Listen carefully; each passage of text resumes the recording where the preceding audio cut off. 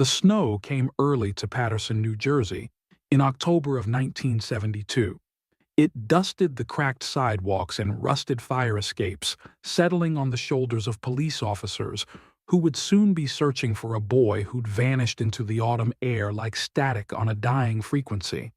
His name was Eli Turner, 15 years old, Caucasian, brown hair that never quite stayed combed, glasses held together with electrical tape, the kind of kid who carried a soldering iron in his backpack and could explain the electromagnetic spectrum better than most college professors. In the archive photos, Eli stares at the camera with eyes that seem too old for his face, intelligent, curious, but also guarded, as if he already knew the world held frequencies most people couldn't hear, dangers most people couldn't see. This is the story of how a boy genius intercepted the wrong conversation, how a mystery stayed buried for 24 years, and how the truth, when it finally surfaced, revealed something far more tragic than anyone had imagined. This is the cold case of Eli Turner. To understand what happened to Eli Turner, you first have to understand Patterson in the early 1970s. Once a thriving industrial hub, the Silk City of America, Patterson was dying a slow death by the time Eli disappeared. The textile mills that had employed thousands were shuttering one by one. Factory layoffs rippled through the community like dominoes. Men who'd worked the same looms for 30 years found themselves jobless, angry, directionless. Crime rates climbed. Drugs moved in. The police department, understaffed and overwhelmed, struggled to keep up. It was a city caught between what it had been and what it was becoming, and in that liminal space, people could disappear. Eli Turner lived with his mother, Helen, in a narrow duplex on East 23rd Street. His father had left when Eli was 7, just walked out one morning and never came back. Helen worked double shifts at one of the few remaining textile factories, stitching industrial fabric until her fingers bled, trying to keep them afloat, which meant Eli spent most of his time alone. His sanctuary was the attic, a cramped, dust-choked space he'd transformed into an electronics workshop. Coils of wire hung from the rafters, vacuum tubes glowed in the darkness. Circuit boards lay scattered across a plywood table like the dissected remains of mechanical insects. But the centerpiece of Eli's world was his radio equipment. He'd built most of it himself from salvage parts, transistors pulled from broken televisions, capacitors scavenged from junked radios, antennas fashioned from coat hangers and copper piping. His pride and joy was a shortwave receiver capable of picking up signals from thousands of miles away. Late at night, while his mother slept, Eli would climb into the attic, put on his headphones, and listen. At Eastside High School, Eli was known as the quiet genius, the kid who could repair the principal's transistor radio during lunch period, the student who once corrected his physics teacher's explanation of alternating current, politely, with equations written on the chalkboard to prove his point. His teachers saw potential. His classmates saw a target. Eli didn't have many friends, recalled Marcus Webb, who'd sat behind Eli in algebra. He was too smart, made other kids feel stupid. Plus, he was always carrying around these weird gadgets, talking about radio frequencies and wavelengths. We thought he was kind of odd, but odd didn't mean threatening. Eli wasn't confrontational or arrogant. He was simply absorbed in a world most people couldn't access, a world of invisible waves carrying voices across the darkness. His one real friend was Tommy Alvarez, another outsider who lived 3 blocks away. Tommy would later tell police that Eli could spend hours explaining how radio waves bounced off the ionosphere, how you could listen to truckers in Texas or fishermen in Nova Scotia if you knew where to tune. He used to say the air was full of conversations, Tommy remembered, that there were secrets traveling through the static all around us. He said if you listened carefully enough, you could hear things people didn't want you to hear. It was a prophetic statement. By October of 1972, Eli Turner had heard something he shouldn't have, and someone knew it. Helen Turner first noticed the change in her son during the second week of October. Eli had always been focused, some might say obsessed, with his radio projects. But in those final days, his intensity reached a new level. He rushed home from school, barely touching dinner before disappearing into the attic. She could hear him up there at 2, 3 in the morning, the creak of floorboards, the scratch of pencil on paper, the faint hiss of static bleeding through the ceiling. I asked him what he was working on, Helen told police later, her voice hollow with grief. He said it was a new project, something important, but he wouldn't tell me what. She noticed other things too. Eli seemed nervous, distracted. He kept looking over his shoulder when they walked to the corner store. Twice, she caught him staring out the window at the street below, watching cars pass with an expression she couldn't read. "Mom, if something happened to me," he asked one evening, "you'd make sure my notebooks were safe, right?" Helen laughed it off at the time. Teenage melodrama. But the question would haunt her for the rest of her life. What Helen didn't know, what no one knew until much later, was that Eli had been keeping detailed logs of his radio intercepts. In a spiral notebook hidden beneath a loose floorboard in the attic, Eli documented transmissions he'd picked up over several weeks. Most were mundane: weather reports, amateur radio chatter, the occasional trucker discussing road conditions on the I-80.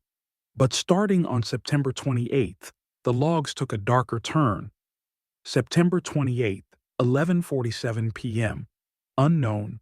Frequency 7.835 MHz male voice. Voice A. Package arrives Wednesday. Usual drop point. Male voice. Voice B.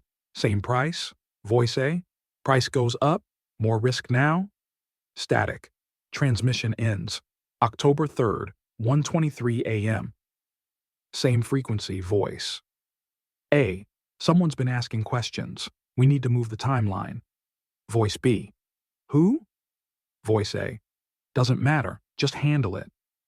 The transmissions continued, growing more cryptic. References to packages. Mentions of locations Eli tried to map: the old mill, by the river access, loading bay 3. And then, on October 15th, 3 days before he disappeared, October 15th, 10:15 p.m. Voice B. I think someone's listening. I keep hearing clicks on the line. Voice A. You're paranoid. Voice B. No, someone's out there. I can feel it. In the margin, Eli had written in shaky handwriting, "They know."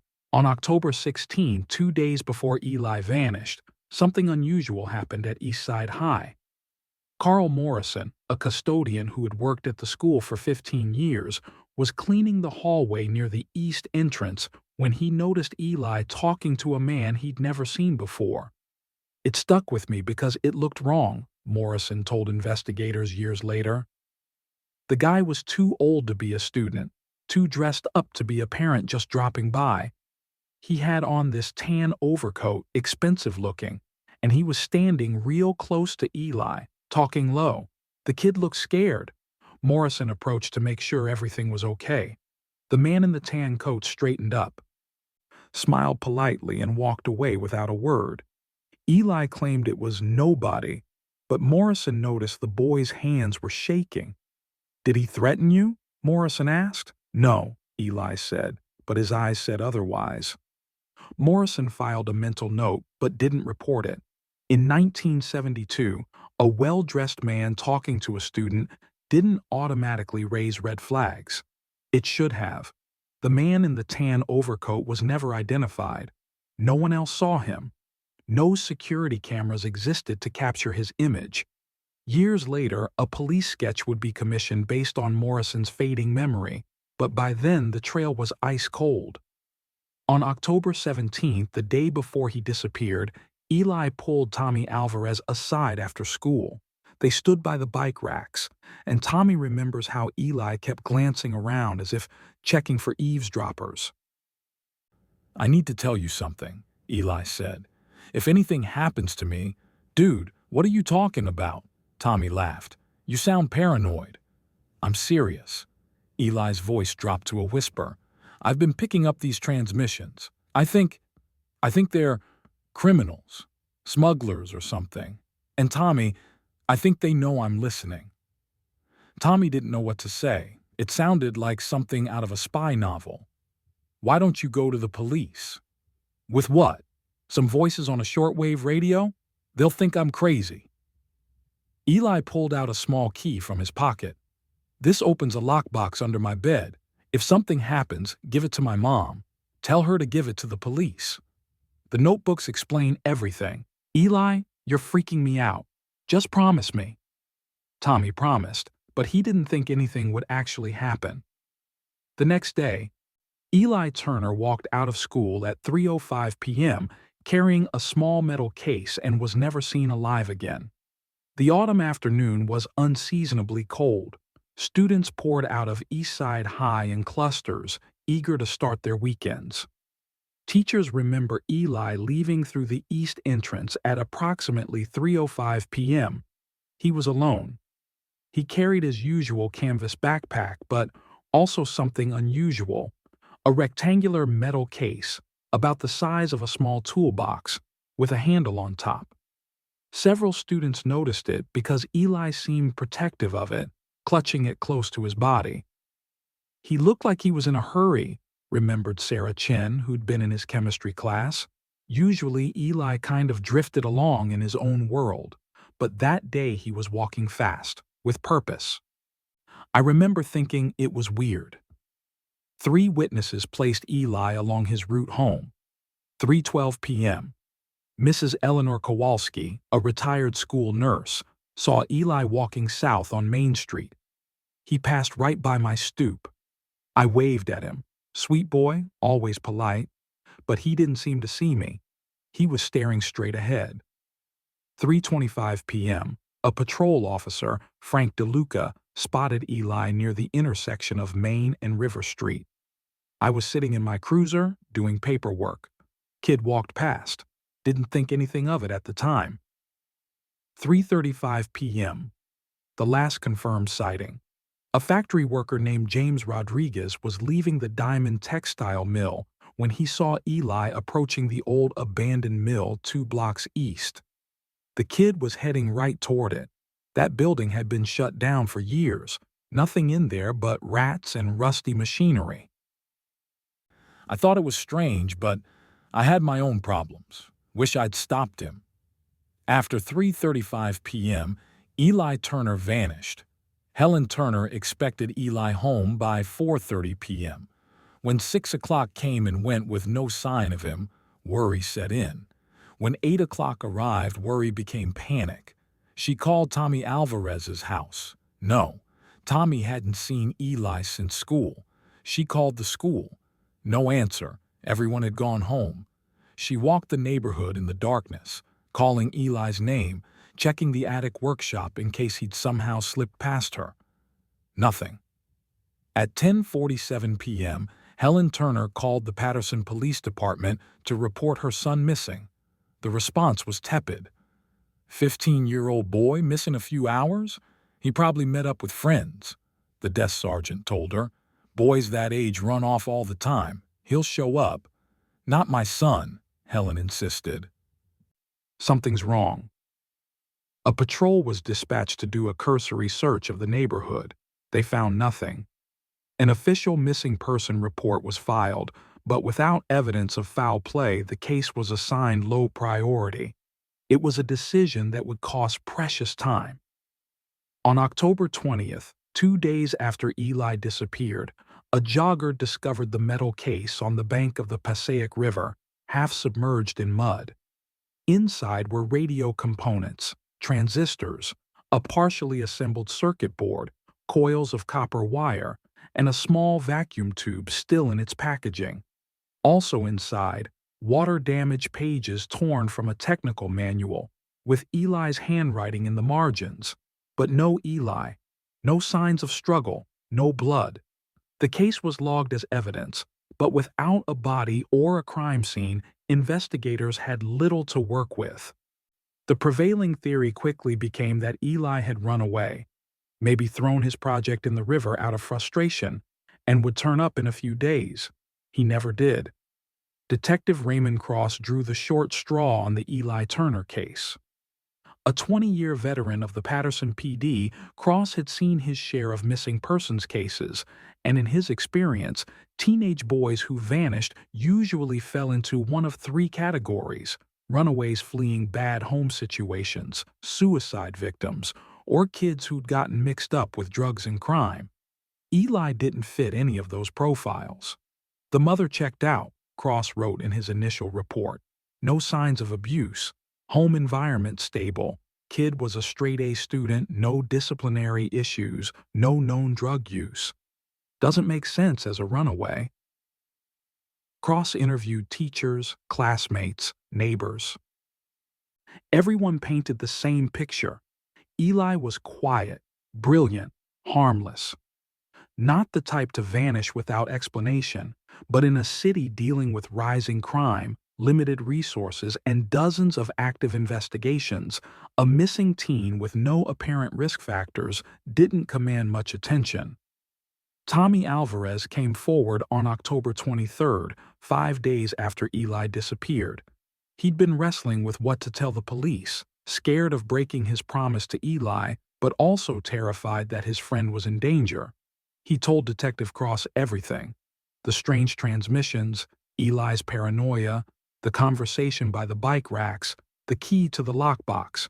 Cross immediately searched Eli's attic workshop. The lockbox was there, under the bed, exactly where Tommy said it would be. Inside, 3 spiral notebooks filled with Eli's meticulous radio logs, technical diagrams, and increasingly worried annotations.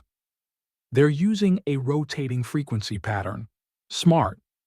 Makes them harder to track. I've mapped the locations, all within 2 miles of the river. If I can record a full conversation, maybe the police will believe me. I think Voice B saw me near the mill. I need to be more careful. Cross read through the notebooks with growing unease. The kid had stumbled onto something, but what? Smugglers? Organized crime? Corporate espionage? The problem was technological. In 1972, the police department had no equipment capable of analyzing radio frequencies or decoding encrypted transmissions. The notebooks were evidence, but evidence of what? The investigation proceeded in frustrating fits and starts. The stranger in the tan coat. Carl Morrison's description was circulated, but no one else had seen the man. Without a name, a clear description, or any physical evidence, there was nothing to pursue. The abandoned mill. Police searched the Diamond Textile Mill where Eli was last seen heading. They found decades of accumulated trash, evidence of squatters and graffiti, but no signs of Eli or foul play. The radio transmissions. Cross reached out to the FCC and military intelligence, asking if they were aware of unauthorized transmissions in the Patterson area. Both agencies denied any knowledge and showed little interest in pursuing the matter. Gang activity. Several local gangs operated near the river. Detectives interviewed known members but found no connections to Eli.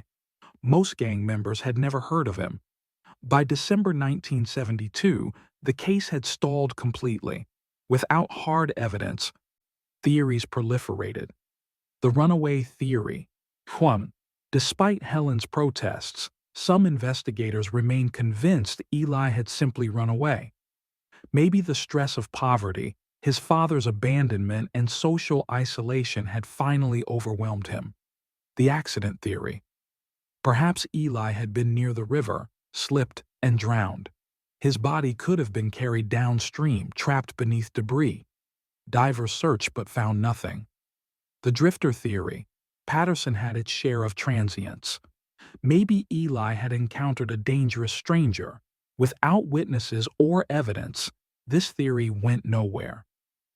The industrial accident theory. The abandoned mill was full of hazards. Maybe Eli had ventured inside, fallen through rotted flooring, and become trapped in a basement or cistern no one knew existed. None of the theories fit the evidence. All of them failed to explain the missing metal case, the strange transmissions, or the man in the tan coat. By early 1974, the Eli Turner case was effectively cold. Detective Cross retired in 1979, still haunted by the boy he'd never found. "I knew something bad had happened," he said in a later interview. "I could feel it, but I didn't have the tools or the time to prove it. The file was boxed up, shelved in the records room, and forgotten." In the years following Eli's disappearance, the case took on a mythical quality in Patterson. People who'd never met Eli suddenly had theories. Coffee shop conversations turned to speculation. Conspiracy theories bloomed. The most persistent was the spy theory. According to this narrative, Eli had intercepted classified government communications, CIA, NSA, something shadowy and secret. The man in the tan coat was a federal agent sent to silence him. Eli had been disappeared, his body buried in some unmarked grave, his case buried beneath layers of national security. "It sounds crazy now," said Martin Jeffries, a local journalist who covered the case in the 1970s. But remember the context. This was post-Watergate. The Pentagon Papers had just been leaked. People were realizing the government did secret, terrible things. A kid genius intercepting something he shouldn't have? It didn't seem that far-fetched. Law enforcement dismissed the theory. There was no evidence of federal involvement, no indication Eli had stumbled onto classified information. The transmissions in his notebooks were mundane by intelligence standards, cryptic, yes, but more consistent with criminal activity than espionage. Still, the theory persisted, fed by the lack of any better explanation. A darker possibility emerged in 1975 when researchers began connecting unsolved disappearances in the region. Between 1971 and 1973, 7 young people vanished in New Jersey and eastern Pennsylvania. Most were teenagers. None were ever found. The cases shared unsettling similarities. Victims last seen in industrial or abandoned areas, minimal physical evidence, investigations that quickly went cold. Eli Turner fit the pattern. "We started asking if there was a predator working the region," said FBI agent Patricia Gomez, who consulted on the case in the late 1970s. "Someone who targeted vulnerable young people in declining urban areas where police resources were stretched thin." The FBI opened a multi-jurisdictional investigation, but it yielded little. The victims had no obvious connections to each other. The geographic distribution was too broad, the time windows too inconsistent. By 1981, the investigation was suspended. If a serial offender had been responsible for Eli's disappearance, they'd either stopped killing or moved to new hunting grounds. Of all the mysteries surrounding Eli's case, none proved more frustrating than the unidentified man Carl Morrison saw talking to Eli 2 days before his disappearance. In 1976, police commissioned a forensic artist to create a composite sketch based on Morrison's memory. The resulting image showed a man in his 40s, clean-shaven, with angular features and short dark hair, professional-looking, unremarkable. The sketch was circulated to law enforcement agencies across New Jersey. It was published in local newspapers with a request for information. Dozens of tips came in, all dead ends. People reported seeing men who vaguely resembled the sketch, but none of the leads connected to Eli's case. "The problem with the sketch is it came 4 years after Morrison saw the guy," explained former detective Lisa Hammond, who reviewed the case in the 1980s. "Memory degrades, details blur. We were working with an approximation of an approximation. Moreover, there was no guarantee the man in the tan coat had anything to do with Eli's disappearance.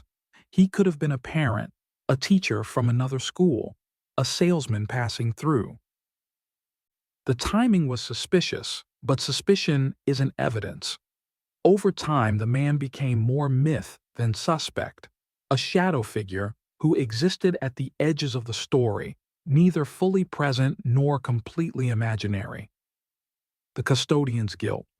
Carl Morrison never forgave himself. "I should have pushed harder," he said in a 1989 interview. "I should have demanded to know who that man was. I should have walked Eli to his next class. I saw something wrong and I let it go because I didn't want to make a fuss." Morrison became obsessed with the case. He kept newspaper clippings, attended vigils, and regularly called the police department asking if there were any updates. When he retired from the school in 1985, he spent his free time walking the routes Eli might have taken, searching abandoned buildings, combing riverbanks. He never found anything, but he never stopped looking. For Helen Turner, life became a suspended animation. She continued working at the textile factory, but everyone knew her thoughts were elsewhere. She kept Eli's attic workshop exactly as he'd left it, radio equipment gathering dust, notebooks in their lockbox, the chair positioned as if he might return any moment to continue his work. Every October 18th, she placed a remembrance notice in the newspaper. "Eli Turner. Missing but not forgotten. Please come home." She funded searches. She hired private investigators. She appeared on local television pleading for information. Nothing worked. "The not knowing is the worst part," she told a reporter in 1988. "If he's dead, I've lost my son. If he's alive, he's been suffering for 16 years and I haven't been able to help him. Either way, I've failed him." By the early 1990s, Helen's health was declining. The years of grief and stress had taken their toll. She moved into a smaller apartment, no longer able to maintain the house where Eli had grown up. She would live long enough to learn what happened to her son, but only barely. In 1995, the Patterson Police Department received a federal grant to digitize old case files and review unsolved crimes using modern forensic techniques.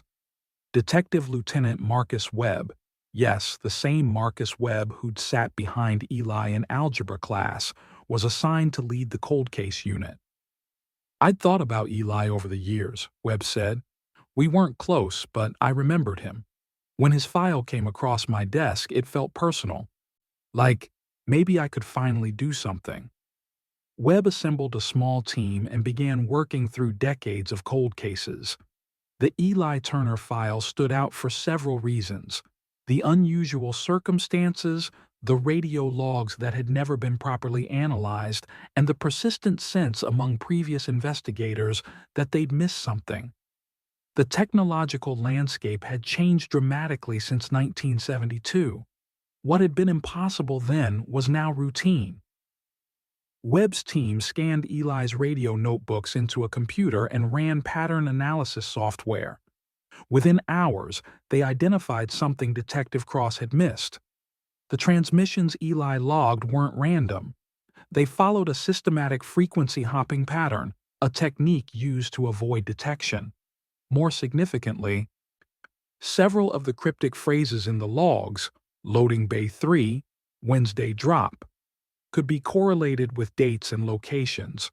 Webb pulled police reports from 1972. On September 30th, 2 days after Eli's first log transmission, a warehouse on River Street reported a break-in. Nothing major. The owner assumed it was vandals. On October 4th, the night after another log transmission, patrol officers interrupted suspicious activity at a riverside loading dock. The suspects fled before they could be questioned. The pattern was clear. Eli had been documenting real criminal activity. But what kind, and who was involved? The breakthrough came from an unexpected source, a graduate student in electrical engineering at Rutgers University. Webb had posted scans of Eli's notebooks online, hoping someone might recognize the technical notations. The graduate student, Amanda Chen, contacted him 3 weeks later. "Those aren't just radio logs," she explained. "Look at the margins. Those numbers aren't frequencies, they're coordinates. Eli had been triangulating the source of the transmissions, using signal strength and direction-finding techniques to pinpoint where the broadcast originated.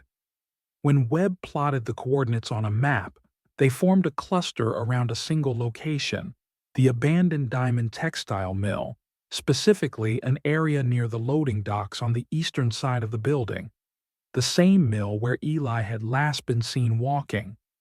In March 1996, the city of Patterson approved demolition of the diamond textile mill as part of a waterfront redevelopment project. The building, long considered a blight and a safety hazard, was finally coming down.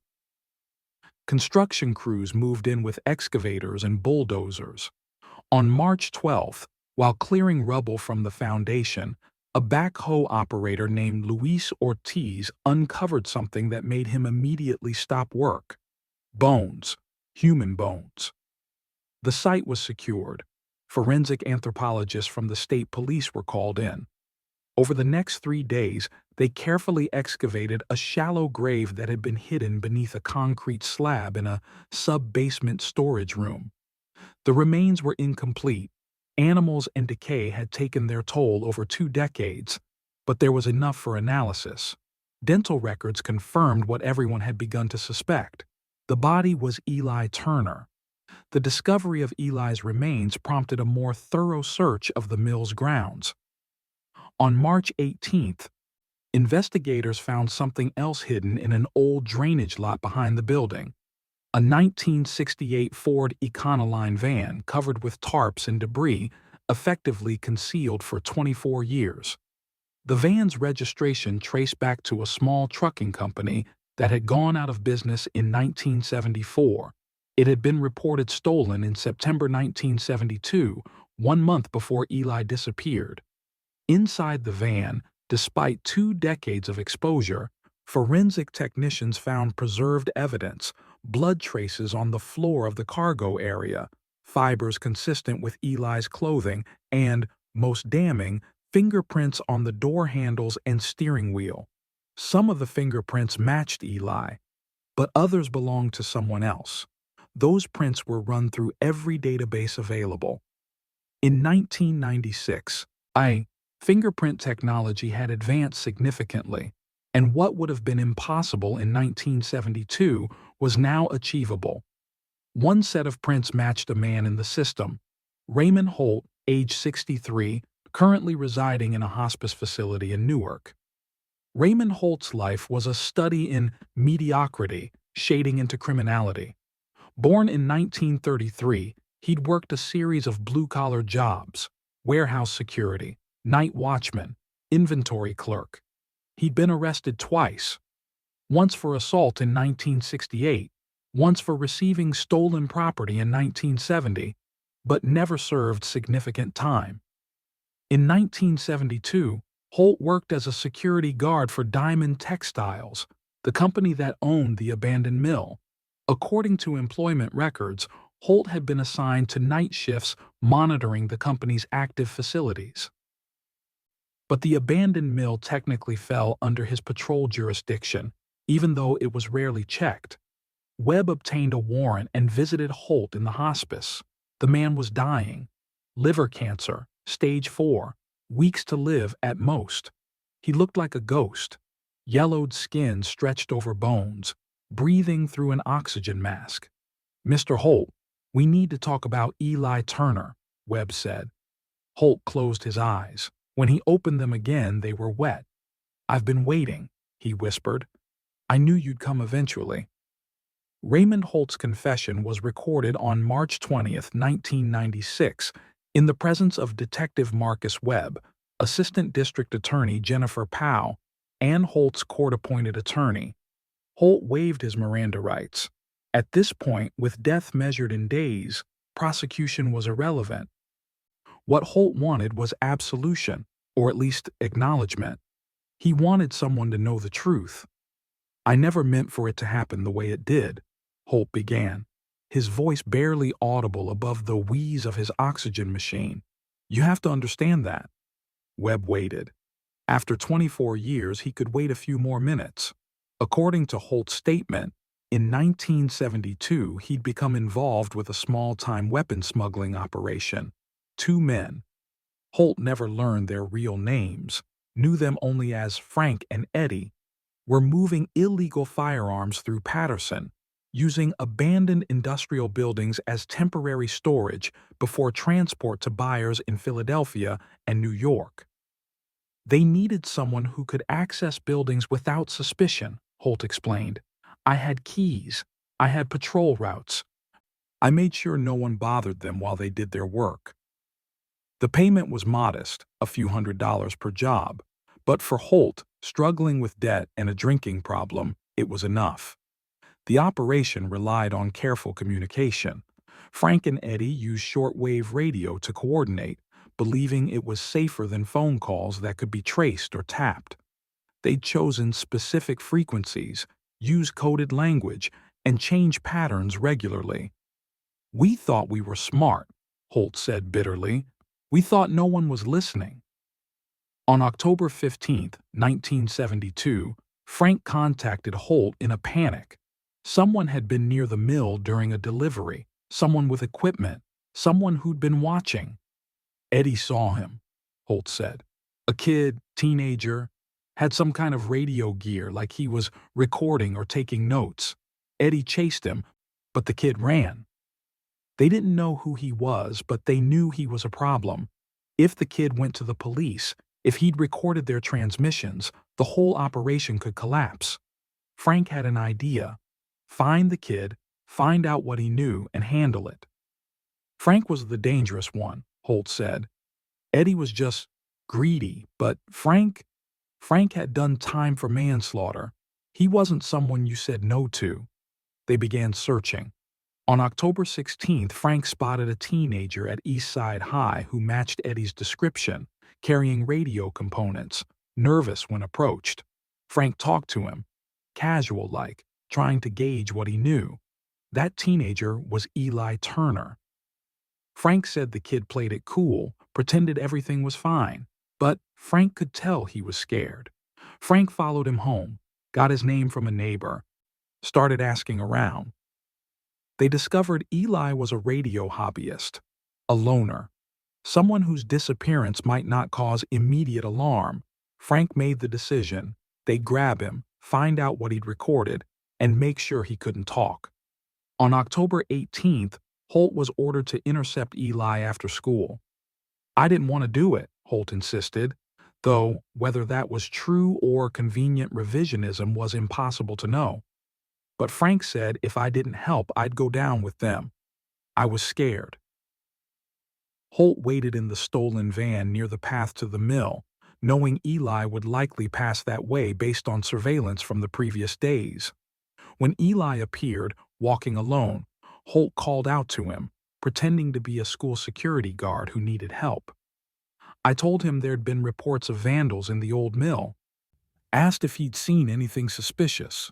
He was nervous, but he came over to talk. That's when Frank appeared from the back of the van.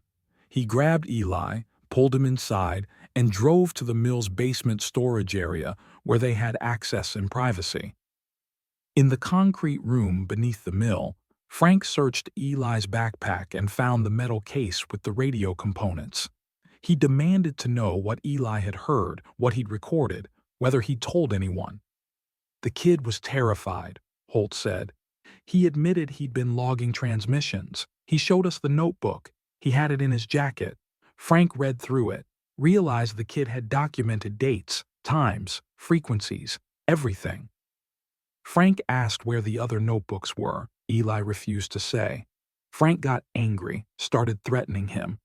I told Frank we should just take the notebooks and let the kid go, make him promise not to talk. But Frank said the kid had seen our faces, knew too much. Holt's voice broke. Frank hit him. Just once, but hard. The kid fell, hit his head on the concrete floor. There was blood. According to Holt, Eli was still conscious but disoriented. Frank panicked. This had escalated beyond intimidation into assault. Eddie wanted to leave, get Eli to a hospital, but Frank refused. Frank said we'd all go to prison if the kid talked, that we had to finish this. Holt claimed he tried to argue, tried to stop what happened next, but he was outnumbered and terrified. I didn't hit him, Holt said. I swear I didn't touch him, but I didn't stop them either. I just stood there while Frank— He couldn't finish the sentence. Didn't need to. After Eli died, the three men buried him in a shallow grave in the basement, covered it with a concrete slab they'd poured for another purpose, and scattered debris over it. They threw the metal case in the river, cleaned out the van, and abandoned it in the drainage lot. Frank burned Eli's notebook, the one they'd found. They never located the others hidden in his attic. Frank said if we kept our mouths shut, no one would ever know, Holt said.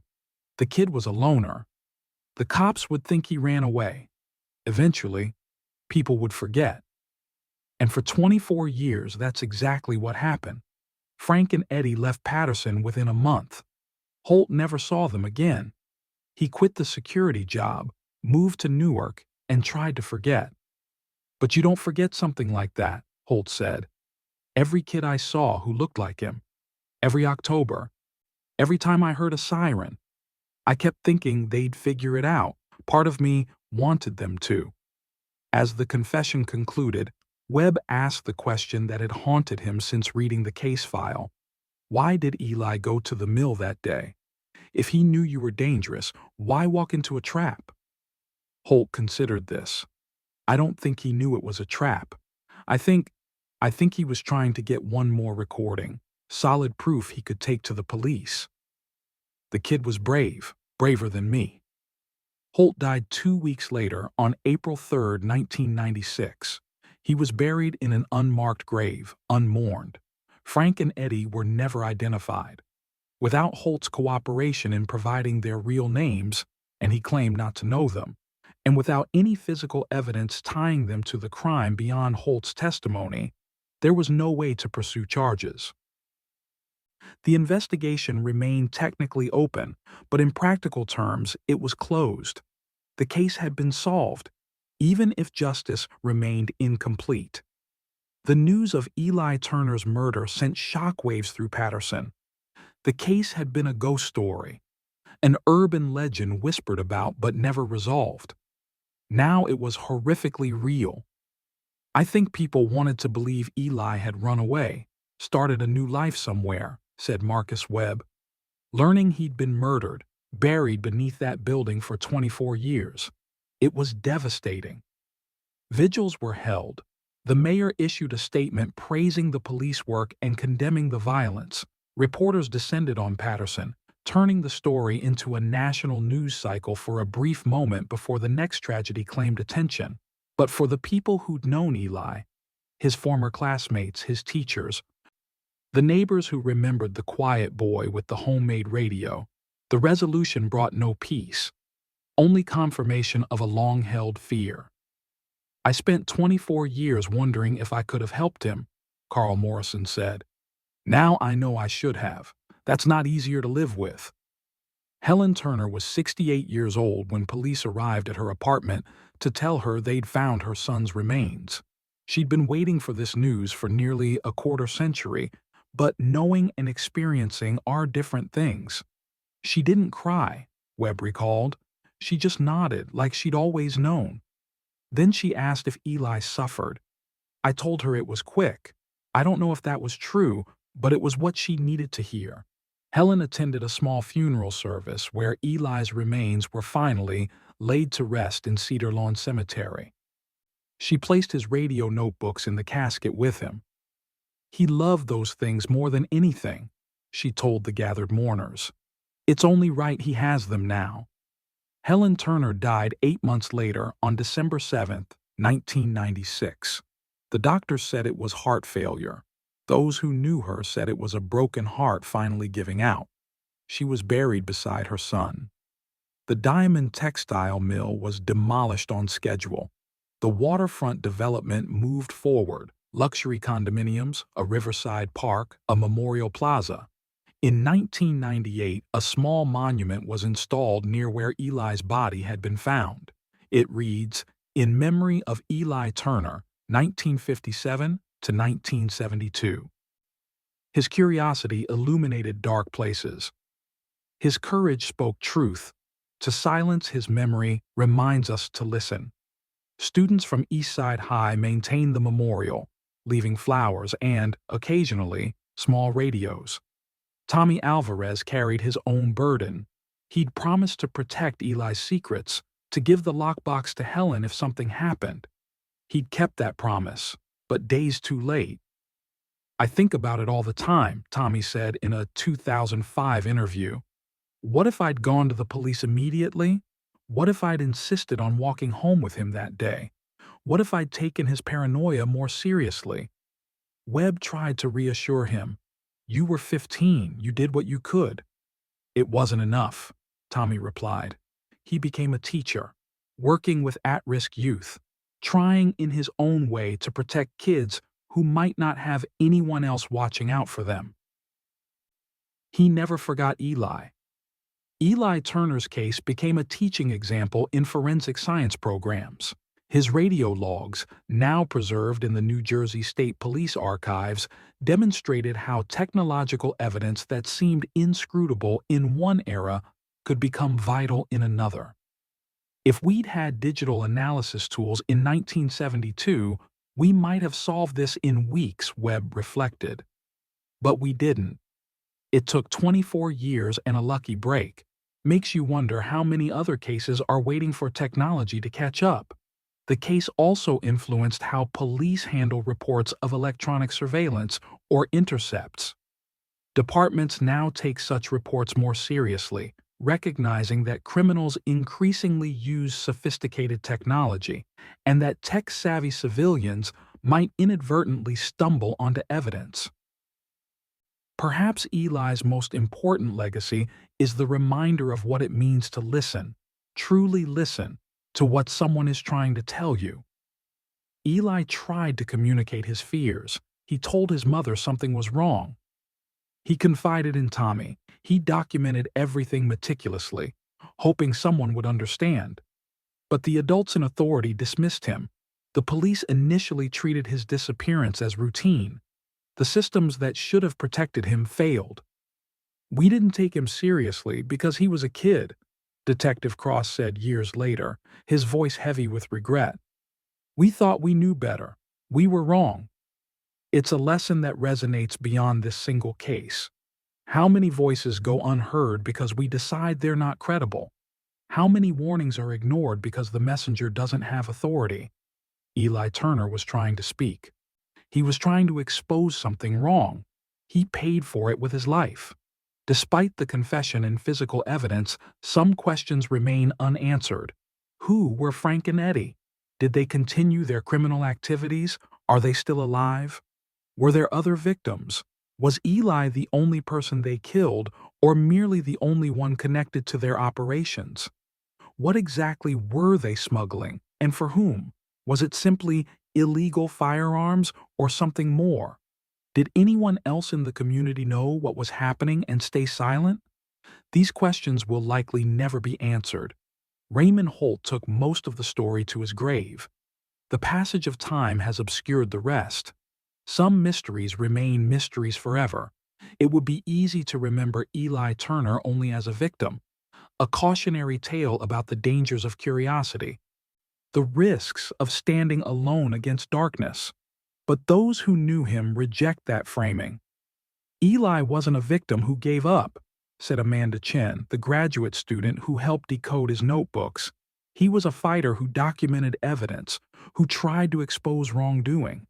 He was a hero." Marcus Webb agrees. The kid could have ignored what he heard. He could have decided it wasn't his problem. Instead, he pursued the truth. That takes courage most adults don't have.